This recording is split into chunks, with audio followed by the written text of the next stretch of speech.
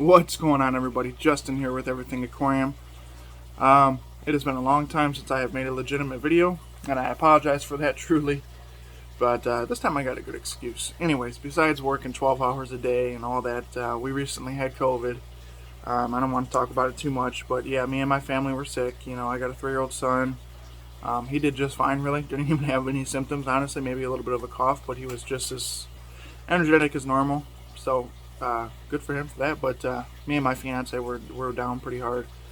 Definitely beat us down pretty good. So we're still recovering from that. We were sick for like 2.5 weeks.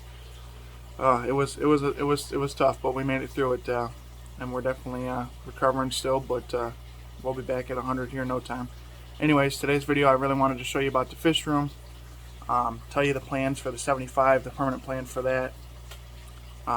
Show you the cichlid tank. You haven't seen that in a long time. Big changes over there.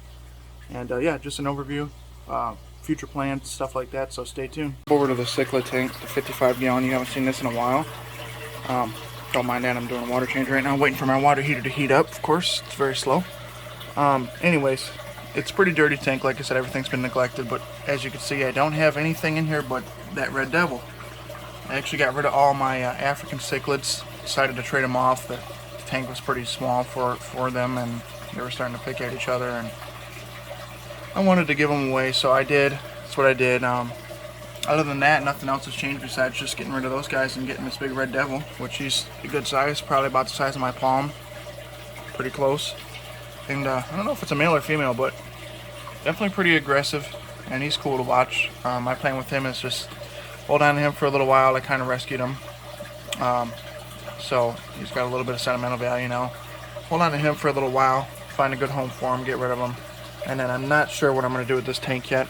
I want to kind of plant it, do like, you know, just some floating plants and stuff like that. Nothing too crazy, no high tech like the water box I have over there, which is the tank we're going to check out next. So here we are at the water box tank.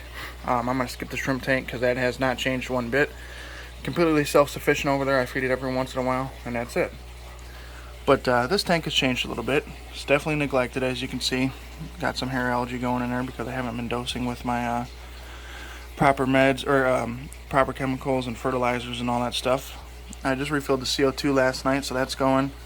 I have some dwarf praecox rainbows in here. I got 2 males and and a female. Just kind of picked those up out of ignorance one day. Anything else changed? I don't think so. I got some shrimp in here from the shrimp tank because there were so many in there. I just moved a few of them over here, but they always end up getting stuck back in the overflow over there. What else? I lost my neon that was in there. He was got stuck in the back one time or something like that. This tank isn't very good for very small fish like this, so. But then again, you can't really put giant fish in here because it's only a 20-gallon cube. So, anyways, this is going to get rescaped eventually as soon as I can come up with extra cash for that, because I want to do it, you know, super high tech, the right way and everything. The lights are all fine, so I'm just going to really upgrade the substrate, get a bunch of good plants, get some new wood, get some Dragon Series Stone or something like that. Dragon Stone or some Series Stone. I don't know which one I've decided yet. But that Anubias is doing really good back there. As you can see, it's pearling like crazy, just dumping off a bunch of good stuff there. But let's go check out the 75 gallon, because that's what today's video is about, and I'm going to tell you what I'm going to do with that. We're over here at the 75 gallon. Don't mind the floaters in there. Just pulled out a bunch of hornwork because it was blocking off the light.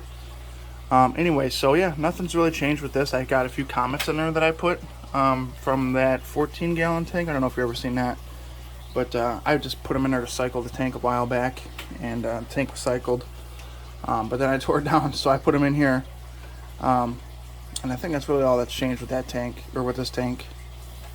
And yeah, everybody's doing good. Everybody's hanging in there. Everybody gets fed good. They all seem to like this tank. They're hungry right now because I haven't fed them yet today. But the plans are with this tank is, excuse me, I'm going to end up giving these to my father.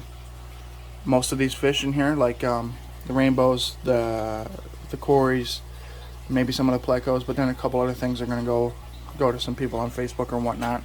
But he's gonna hold on to those for me, especially the rainbows like that girl right there. It's just been the most loyal fish. I've had that fish for going on probably close to 5 years now, as well as the one right above it, both of those. Same with the Corys. This is all one big family of brother and sisters. I've never bought any more than 2 Corys.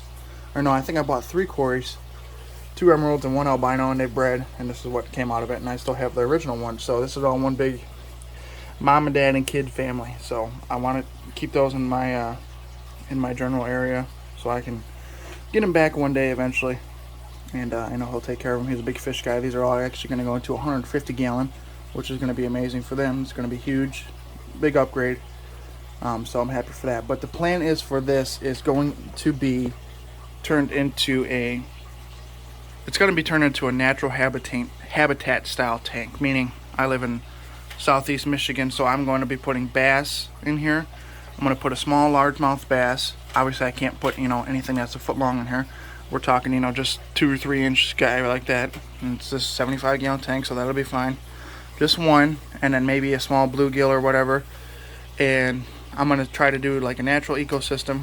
Go get wood from the lake and rocks from the lake and all that stuff, because that's just always something I've been interested in. And I want to be able to view what actually happens in the wild right at home. So that'll be cool. Stay tuned for that. I'm going to be working with another guy on just some general information on how to do things, because he's got experience with it. So stay tuned for that. That's what's going to be coming up next. Big bass moves. That's what I'm going to call it right now. Big bass moves. So as soon as I get rid of these guys, this tank is going to be completely tore down. Besides filtration, obviously. I'm going to keep the filtration and all that. Probably take that sponge filter out. And yeah, so that's how that's going to go. That's coming within the next few weeks. As soon as I can get all these fish moved. It's quite a move, actually, to move all these guys. So I'll update you on the way, and that's it for now, guys. Really, thanks for watching. If you got any questions, leave it down in the comments below, and I'll get back to you. I usually get back to everybody. So yeah, thanks for watching, guys. We'll see you later.